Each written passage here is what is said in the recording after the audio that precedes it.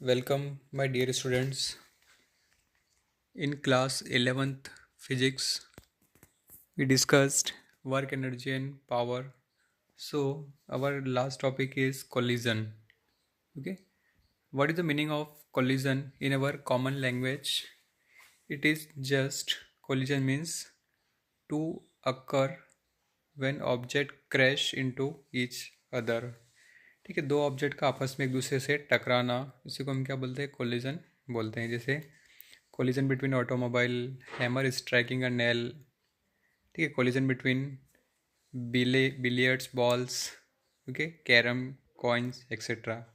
ठीक है, ये हम एक कॉमन लैंग्वेज में बात करते हैं। अगर उसी को हम फिजिक्स में डिफाइन करें, a collision as an isolated event in which two or more colliding body exert relative strong forces on each other for a relative short time। ठीक है, ये कोलिजन क्या है? एक आइसोलेटेड इवेंट में जब दो या दो से ज़्यादा ऑब्जेक्ट एक दूसरे से कोलाइड होते हैं, टकराते हैं।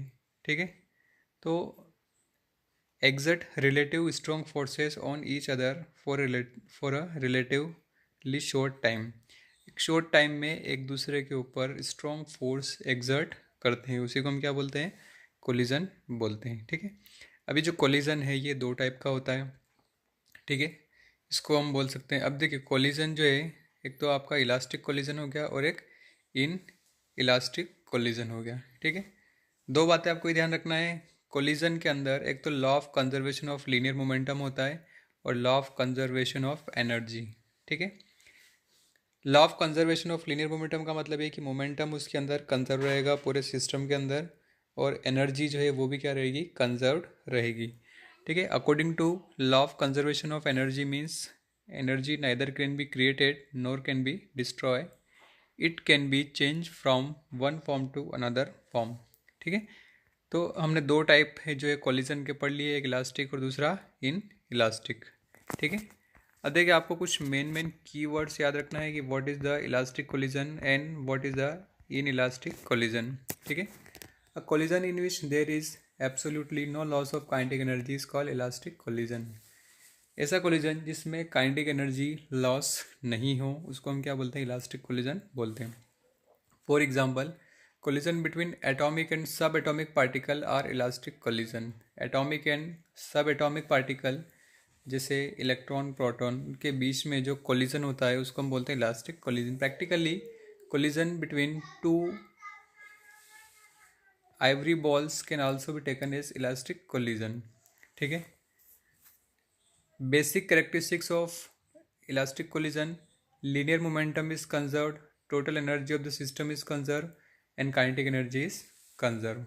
ठीक है, obviously the kinetic energy in such collision is not converted into any other form of energy like heat energy, sound energy etc। ये सबसे इम्पोर्टेंट पॉइंट है। काइनेटिक एनर्जी जो है वो ना तो हीट में, अंदर हीट में कन्वर्ट होती है, ना ही साउंड में कन्वर्ट होती है। The forces involve during elastic collision must be conservative forces. ठीक है, और जो इलास्टिक कोलिजन है उसमें जितने भी फोर्सेस इन्वॉल्व होंगे वो कंजर्वेटिव नेचर में रहेंगे, मतलब सिर्फ और सिर्फ वो पाथ इंडिपेंडेंट होते हैं, इनिशियल और फाइनल पोजीशन पे डिपेंड करेंगे। ओके, अब हम इन इलास्टिक कोलिजन की बात कर लें। ये डिफरेंस पूछा जाता है, what is the difference between elastic collision and inelastic collision. A collision in which there occurs some loss of kinetic energy is called inelastic collision। कुछ काइनेटिक एनर्जी का लॉस होगा उसके अंदर। As there is always some loss of kinetic energy in most of collision, therefore collision we come across in daily life are generally inelastic. ठीक है, हम practically जब बात करते हैं तो कुछ काइनेटिक एनर्जी में क्या होता है? लॉस होता है।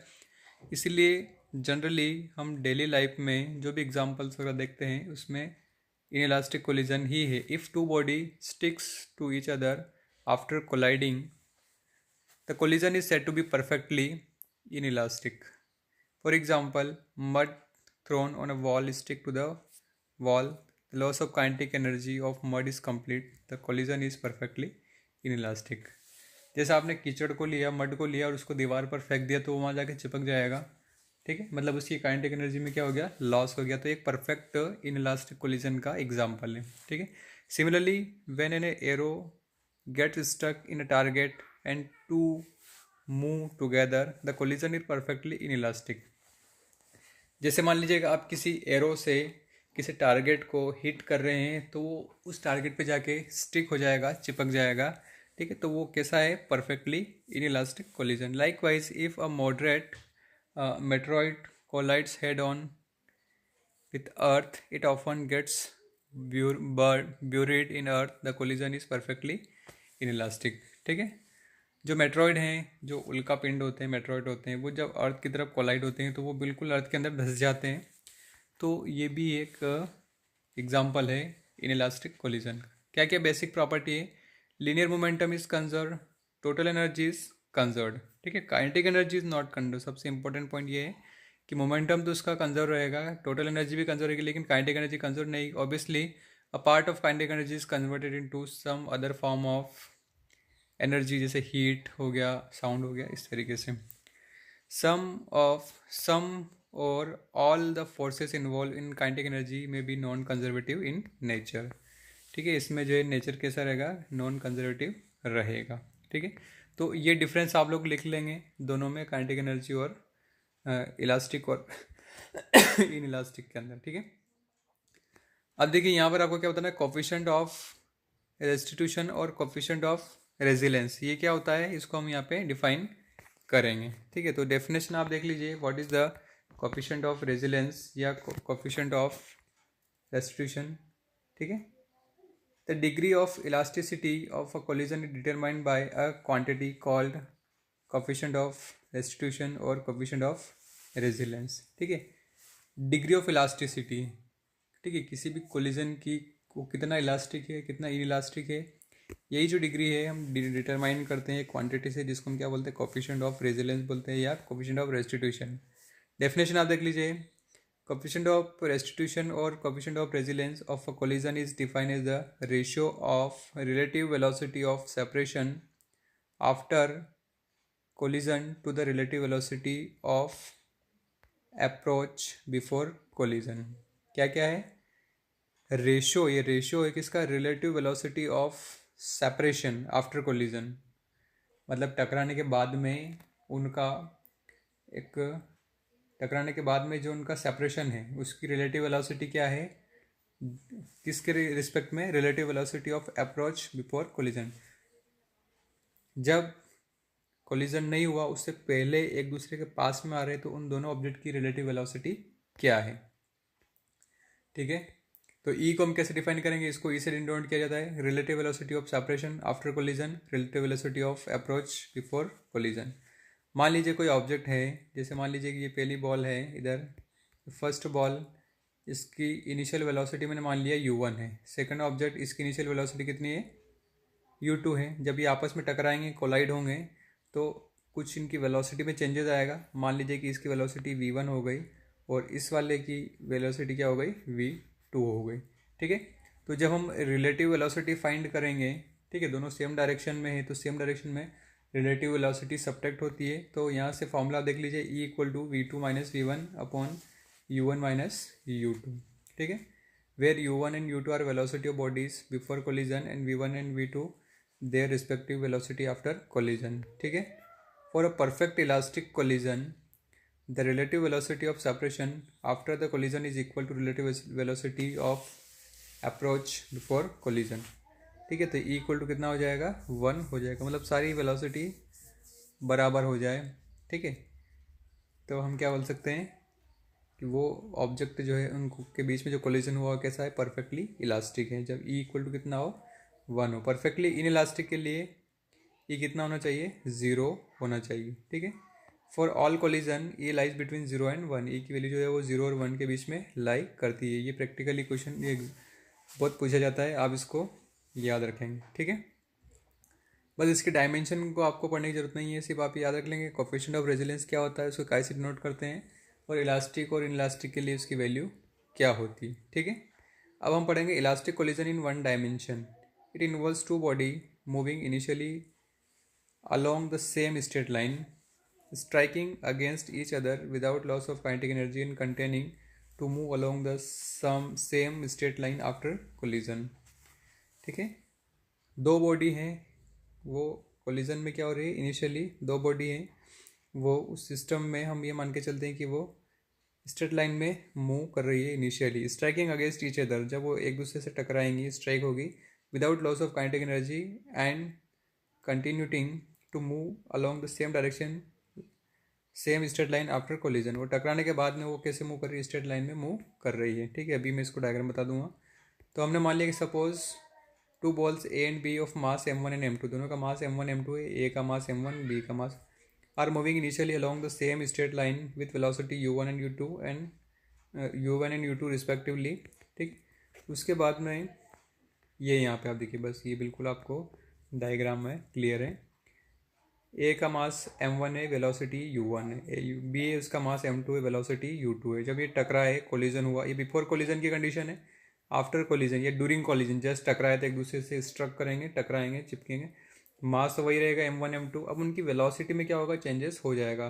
टकराने के बाद में जब एक दूसरे के ऊपर फोर्स लगाएंगे तो हमने मान लिया कि इसकी वेलोसिटी v1 हो गई, इसकी वेलोसिटी क्या हो गई, v2 हो गई। ये आफ्टर कोलिजन की कंडीशन है इसमें। ठीक है, आपको ये याद रखना है, इनिशियली u1 जो होगा वो u2 से ज़्यादा होगा तभी तो टकराएंगे। ठीक है, अब देखिए relative velocity of approach before collision, दोनों की रिलेटिव वेलोसिटी क्या है, u1 माइनस u2।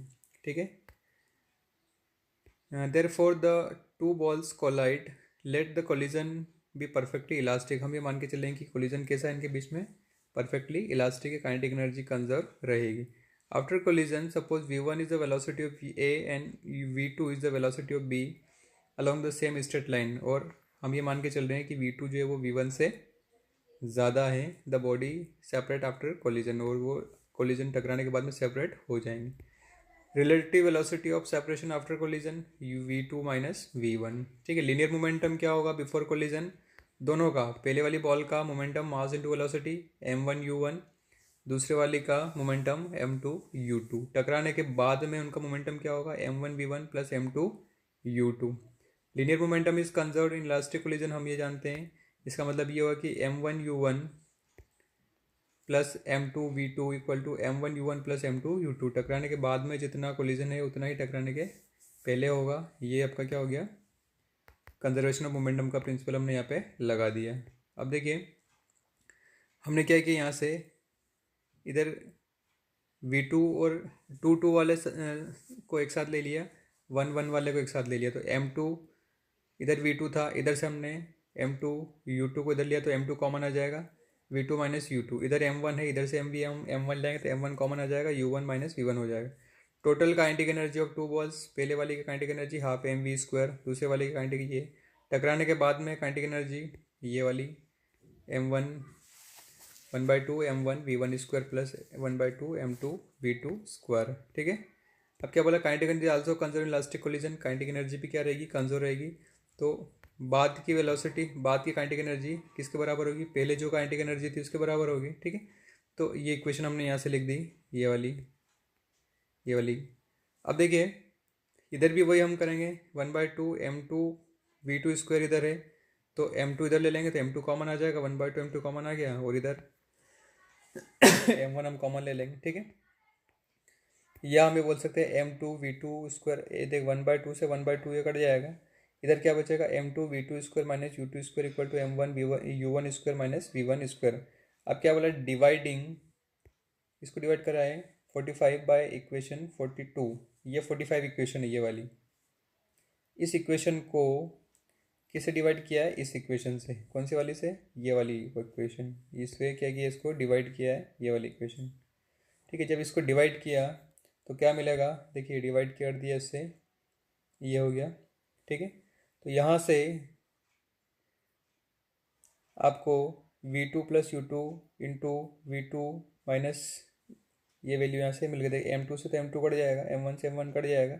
ठीक है, इसमें आप a square minus b square वाली फॉर्म लग जाएगी। What is the formula for a square minus b square, ये आपका a plus b into a minus b, वही लगाया है यहाँ पर।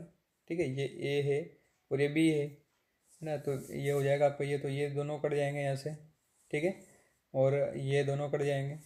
ठीक, क्या बचेगा, v2 minus u1 equal to u1 minus u2। Hence in one dimension collision, elastic collision, relative velocity of separation after collision is equal to the relative velocity of approach before collision. तो यहाँ से देखिए ये equation आपके पास में आई है, तो यहाँ से देखिए v2 by v1 upon u1 minus u2 कितना है, 1 आपको मिल रहा है। बाय डेफिनेशन ये किसके बराबर है, 1 के बराबर है। इसका मतलब ये है कि जो आपका कोएफिशिएंट ऑफ रेजिलियंस होगा वो इलास्टिक कोलिजन में क्या होता है, यूनिटी होता है। ये प्रूफ करने लिख के लिए भी आ सकता है और आपने यहाँ पर इसको प्रूफ भी कर लिया है। ठीक है, अब कैलकुलेशन करना आपको वेलोसिटी का, तो आप 46 वाली जो इक्वेशन इससे यहाँ से v2 निकाल लें, ये आपको v2 मिल जाएगा। यहाँ से v2 इक्वल टू क्या होगा, इधर आ जाएगा u1 minus u2 plus v1।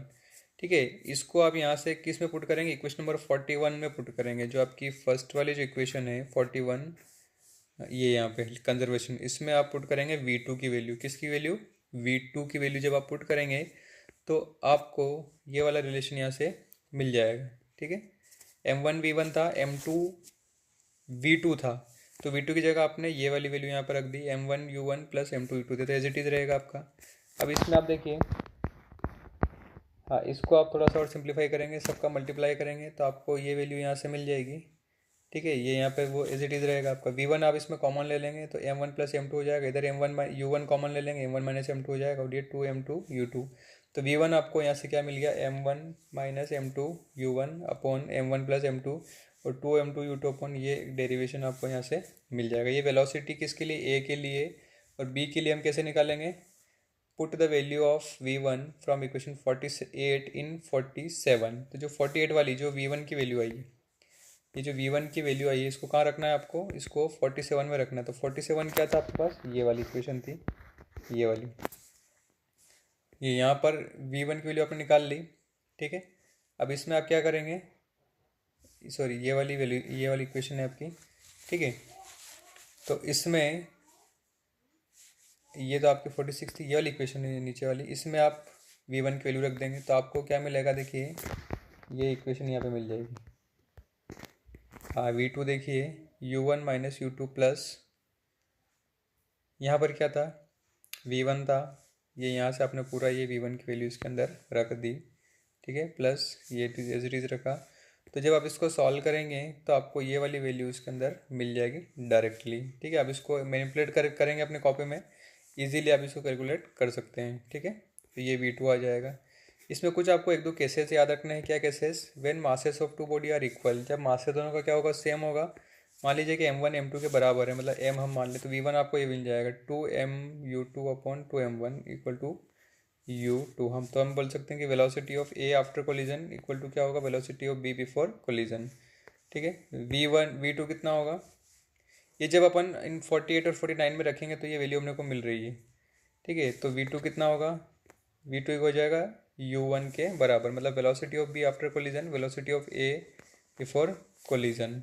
ठीक है, हेंस क्या लिखा हुआ है, when two bodies of equal masses undergo perfect elastic collision in one dimension their velocity are just interchange, उनकी वेलोसिटी क्या हो जाएगी, इंटरचेंज हो जाएगी। ठीक है, इस तरीके से ये डायग्राम में आपको दिया हुआ है। ठीक है, एक और केस और इसके अंदर दिया हुआ है, देख लीजिए। When the target body b is initially at rest, मतलब u2 क्या हो आपका 0 हो, तो आपको v1 की वैल्यू ये मिल जाएगी। जब 48 में आप u2 0 रख देंगे, तो जब 49 में आप u2 0 रखेंगे तो आपको ये मिल जाएगा। ठीक है, ओके, और ये तो हम बाकी कर ही चुके हैं। मास से दोनों का इक्वल होगा तो m1 m2 जब करेंगे तो ये हमको मिल रही वैल्यू इसके अंदर। ठीक है, चलिए यहाँ तक आप कंप्लीट कर लेंगे अपनी कॉपी के अंदर।